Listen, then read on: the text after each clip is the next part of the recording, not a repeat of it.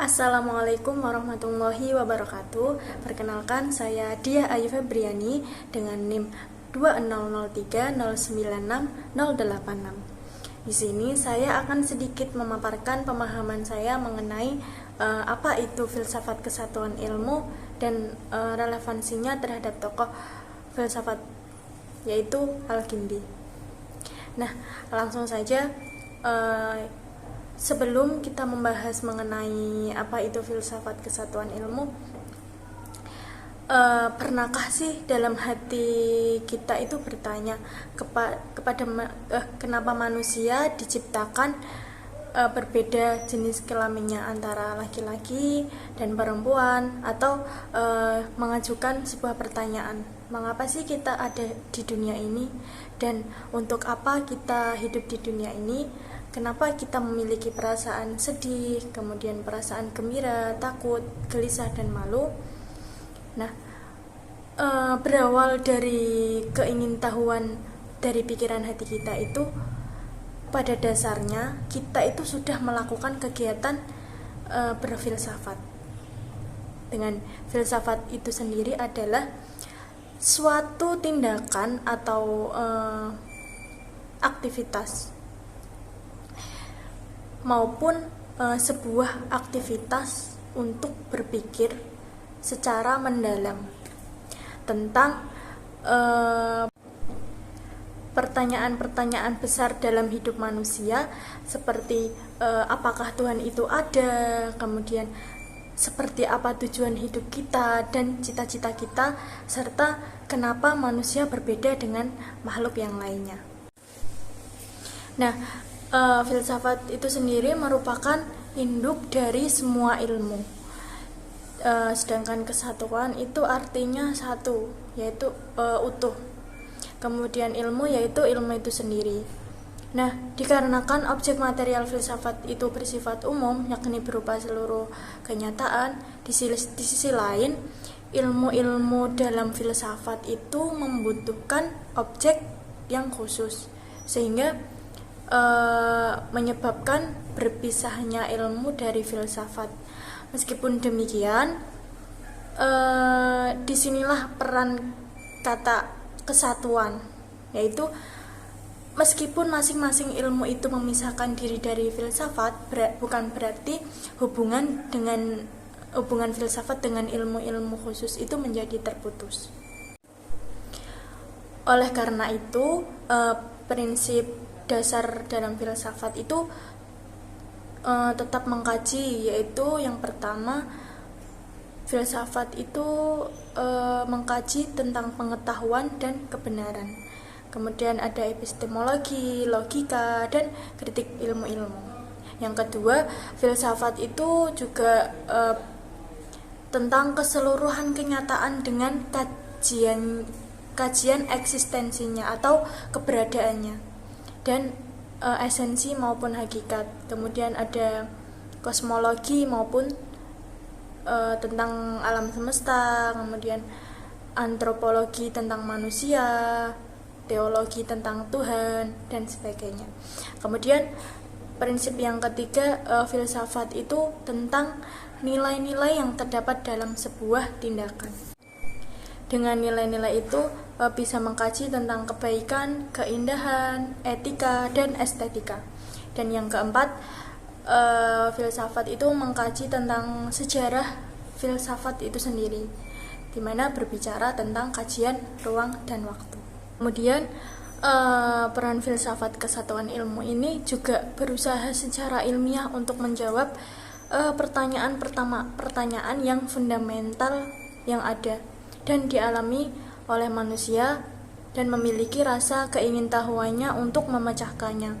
Nah, pemikiran tersebut harus berdasarkan pada alur pikir yang objektif dan mementingkan tujuan yang rasional.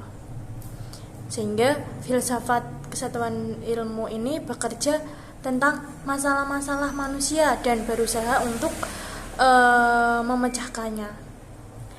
Namun, seorang filsafat itu tidak bisa lepas dari bantuan sebuah ilmu yang dimilikinya. dalam memecahkan masalah tersebut, sehingga ilmu pengetahuan itu dapat membantu manusia dalam mewujudkan diri dalam dunia manusia. Nah, sumber ilmu pengetahuan itu sendiri bisa didapatkan dari persepsi manusia, kemudian bisa dari wahyu, kemudian dari nalar seseorang, kemudian dari perasaan, intuisi, insting, dan yang lainnya. Kemudian di sisi lain, sebagai perkembangan masa sekarang, filsafat kesatuan ilmu itu ikut andil dalam dinamika masa juga. Artinya ditegaskan sekali lagi bahwa filsafat itu dalam keterkaitan itu mencari jawaban atau pemecahan masalah yang harus menyesuaikan dengan tren modis masa kini, dengan dibantu oleh jawaban dari para filsuf ini. Diharapkan jawaban yang berargumen itu harus dengan dasar yang jelas dan bisa dipertanggungjawabkan kebenaran dan kerasionalitasnya. Dari banyaknya pemikiran filsuf, saya tertarik dengan pemikiran filsafat Al-Kindi, di mana Al-Kindi itu sendiri telah mengangkat dirinya itu sebagai pembela filsafat terhadap serangan yang datang dari berbagai pihak yang tidak setuju. Nah, menurut Al-Kindi, filsafat itu sendiri adalah ilmu tentang hakikat segala sesuatu yang dipelajari orang menurut kadar kemampuannya sendiri. Al-Kindi juga menjelaskan dan menegaskan bahwa mempelajari filsafat ini akan membuat seseorang itu semakin lebih sempurna, karena pengetahuan seseorang itu tentang sebab itu jauh lebih mulia daripada pengetahuannya tentang akibat. Nah, pemikiran Al-Kindi ini sendiri selalu mengutamakan antara falsafat dan agama. Oleh karena itu, falsafat dan agama itu tidak mungkin timbul pertentangan, sebab masing-masing keduanya itu mengandung kebenaran yang meyakinkan sendiri-sendiri. Nah, pada kebenaran itulah agama dan falsafat bertitik temu. Ajaran agama dapat dipahami oleh akal, sedangkan kebenaran yang diperoleh akal ialah selaras dengan kebenaran yang dibawa agama.